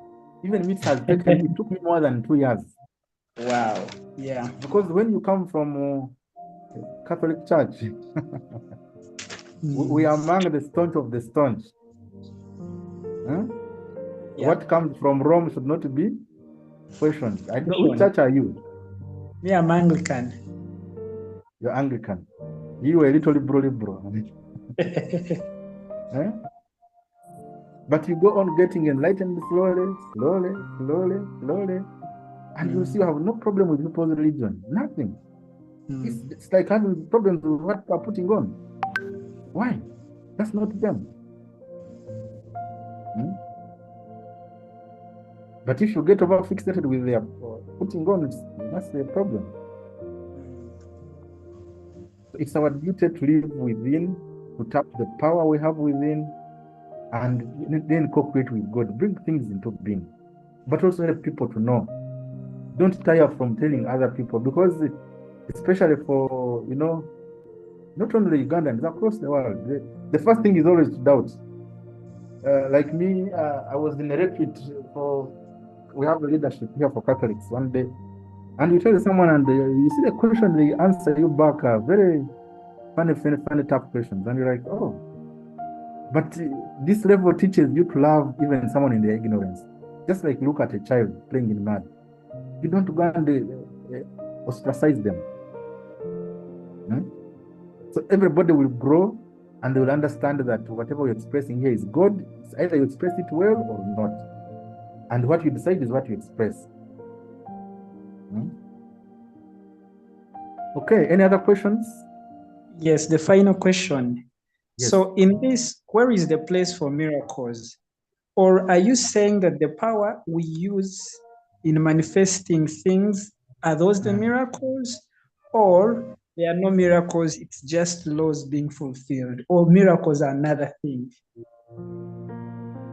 Very good question. Now we shall have another session on the power of miracles. Now, if you study these things I'm telling you, when you remove a keyhole, you remove that, you will see that life itself is a miracle. Waking up is a miracle. That every day is actually a miracle. They are people who need to wake up. Even to be able to breathe for 1 minute is a miracle. You think those other so-called miracles are the real miracles. But if they told you to do it, because miracle is something that is not doable by usual power. So with your own power, you cannot ensure that you breathe. Now, when you understand that whole life is a miracle, then you can actually make miracles. Miracles should be your day-to-day life. Like I told you, me, sickness, I feel sickness, I just slap it off. Like, it's no longer a miracle to me. And it should be the same for everybody. There are things, what you call miracle is not a miracle to some people because it's their day-to-day life. So a real person who is one with God, miracles become like the day-to-day living. That's why for us, we don't believe too much into miracles in that sense. Because why? Because your life all should be one with God. And once you're one with God, everything should be possible. Therefore, your oneness with God is being presented with God. So you cannot be surprised by what is coming from God. It means you're in ignorance. That's why when I see people saying Jingo cannot have had a voice, you say, ignorant, what can you say?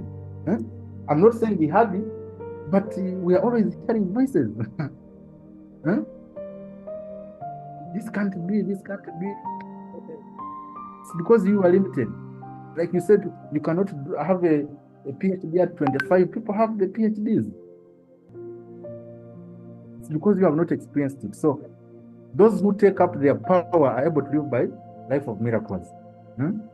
Why we discourage that thinking in miracles, our Pentecostal brothers like too much is, you see, life is challenging. Life has the enemy will attack you from different sides. So if you want to believe in a miracle in this, let's say it's health, then how about your finance? How about keeping your marriage? How about your education? How about your relationship with the neighbor? So you keep going back to the miracle. All your life should be a connection to God. You don't need to go to these TV miracle kind of things. Not necessary. I hate to say it's unnecessary katemba.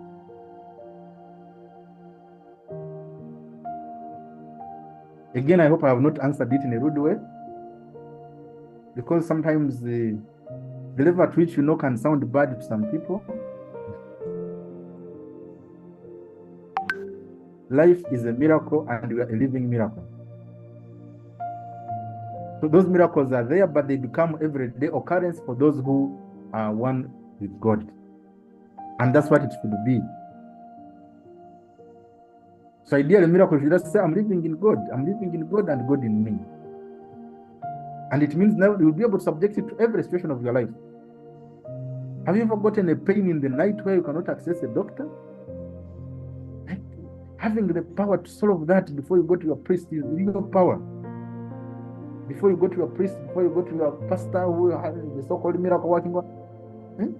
And you see, once you also give miracle power to others, remember I told you about power. You only cede your power to others, yet you have a direct connection to God. Is that clear, Tim? Yes, Master, that's very clear. Yeah. Miracles happen every day. Even our very talking here is a miracle. We have managed to have internet. It's like, who are we? Like, did you have power really to do anything? But we forget what we have. That's why gratitude is the other powerful thing we need to learn. That even the things you think, I told you, it is better to have power over your breath than to be a president of the whole world. Because without breath, you cannot even be a servant. But in the world, we live like breath does not matter. This is the carnal nature of man. Forget the great things. You have food to eat, and you're still complaining about money, money, money.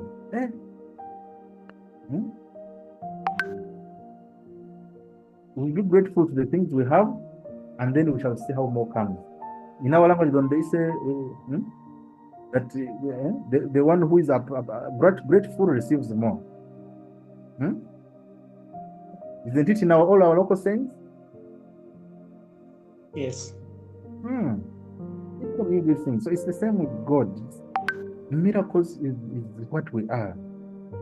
Otherwise, you look at the human and his capacity. Look at the head itself. Can you create that? Look at the whole human system. You are a walking miracle. And then you make one paper that someone says is money to ruin your life. It's ruining yourself, but otherwise you're a perfect being.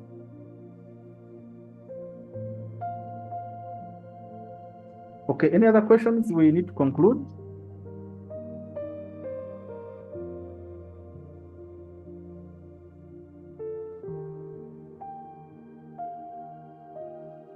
So if there are no other questions, I want to thank you for your time, for participating, because you're also giving me a platform to be useful, to ask and share, because I also ask, because all knowledge is available in the Almighty. You ask, then you get sources, you file, and then in comparing, you learn more. That's why service is great. You master when you're doing something, not when you're sleeping. So I appeal to you to continue to be alive, really be alive, by knowing you are of God and you're one with God, and you can express God all your life. And I pray that your spirit can enable you to maintain that connection with the God Almighty, and that you can slowly but surely learn to exhibit that in all the things that you desire, but also to withstand against the things that you face that challenge your life, so that you can live your life fully and give glory to God. Stay blessed. Amen.